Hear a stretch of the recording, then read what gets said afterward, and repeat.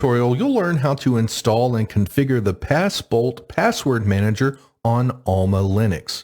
By the way, this same process works for CentOS, Red Hat Enterprise Linux, and Rocky Linux as well.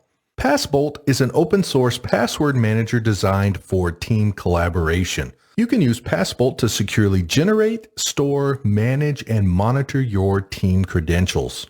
By the end of the video, you'll have a free, secure, self-hosted password manager that you can use for yourself or with your team. The recommended minimum server requirements are 2 GB of RAM and 2 CPU cores.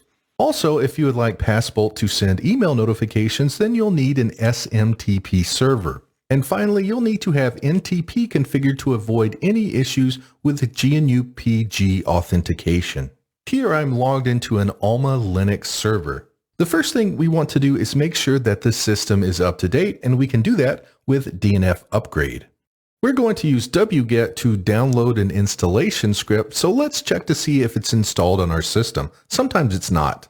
So in my case, it's not. So I'm going to install it with sudo dnf install -y wget. Now let's check it again. And that's what it looks like when it's successfully installed on our system.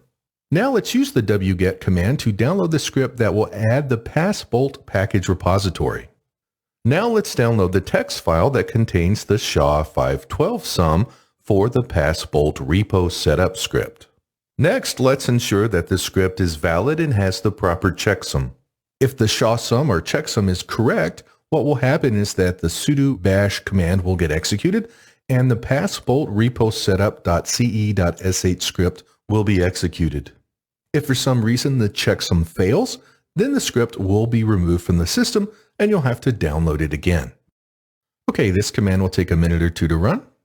Now the Passbolt repository is set up, so we can go ahead and install Passbolt. I'm going to use the -y option to automatically answer yes to any question that DNF might ask me. So here the Passbolt Community Edition server is being installed and all of its dependencies. Passbolt comes with a configuration helper tool which allows you to quickly set up MariaDB, Nginx, and an SSL certificate for your server. So let's run that tool now. Here you're asked if you want to install a local MariaDB server, and we do, so we're going to type 1 and hit enter for yes.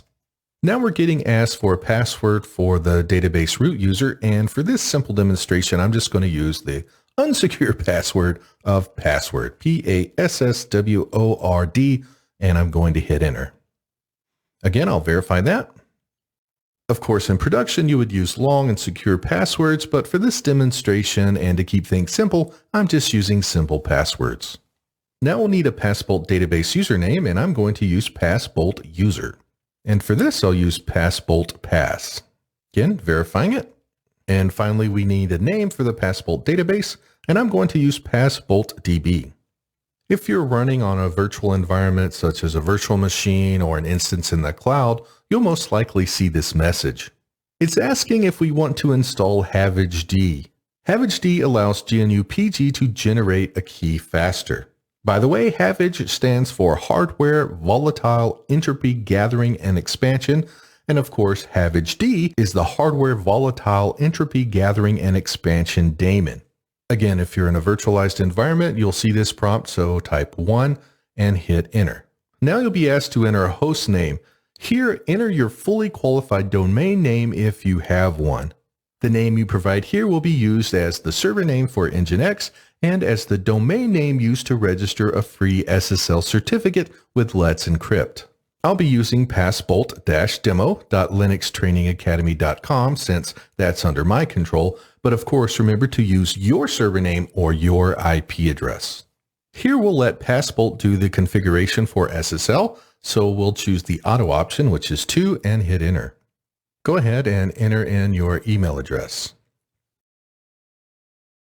So at this point you have Passbolt Community Edition server installed on your system. And to complete the installation, we need to start up a web browser and enter in the domain name or IP address of your system. Here I'm using Firefox on AlmaLinux, but of course you could use Chrome on Windows or even Firefox on macOS, for example. You'll be greeted with a Getting Started page, so go ahead and click on the Get Started button. Here, Passbolt is checking your environment and everything is set up correctly, so we can go ahead and click on Start Configuration. We installed MariaDB on the same server, so we'll use localhost as the hostname or IP address. The username was Passbolt user, and the password is Passbolt Pass. The database name is PassboltDB. Now we'll click on Next to continue. For the server name, I'm just going to use Passbolt Demo, but of course you can use anything you would like. For the server email, use your email address. Now click on Next. Now we need to provide the SMTP server configuration. If you need an SMTP service, consider using something like SendGrid, ReachMail's Easy SMTP, Amazon's SES product, or even your current email provider such as Gmail or Yahoo. Again, be sure to fill out your information and the information for your SMTP server or your SMTP service. Once you're complete with the SMTP settings, click on Next.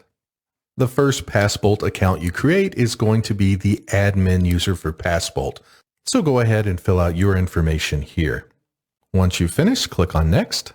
Once the installation is completed, you'll be redirected to a final page where you can download the extension for your web browser. Do that by clicking on Download Extension. So here I'm running Firefox, so I'll add that to my Firefox browser. I'll click OK to close this pop-up. And now that you have the extension installed, you'll be redirected to this page where you need to select a passphrase.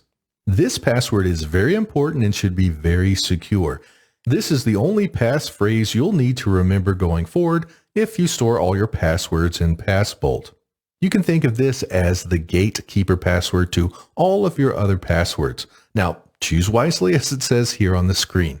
I'm going to use the passphrase of Passbolt is great, isn't it, 42. And that passphrase includes a capital letter, some punctuation, and some numbers, so it fulfills our requirements here. But of course, you choose any passphrase that you want that fulfills those requirements. Once you have your passphrase, go ahead and click on Next. After you click on Next, the Passbolt Recovery Kit will be downloaded to your computer. Make sure that you save this recovery kit in a safe place. This recovery kit contains your key, and the key is the only way to access your account and passwords. And if you lose this key, for example, by breaking or losing your computer and not having a backup, your encrypted data will be lost even if you remember your passphrase. Now that we have our recovery kit downloaded, we can click on Next. Now you'll be asked to create a security token by picking a color and 3 characters.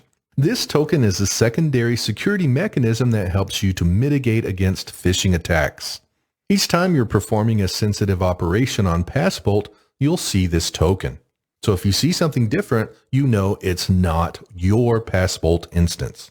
For this demonstration, I'm going to use LTA, which of course stands for Linux Training Academy, and I'm going to pick the color orange, which I just happen to like. Once you've made your selections, click Next. At this point, you've successfully installed Passbolt on your server, created an administrator account, and you are now ready to begin storing and sharing passwords securely using your own instance of Passbolt.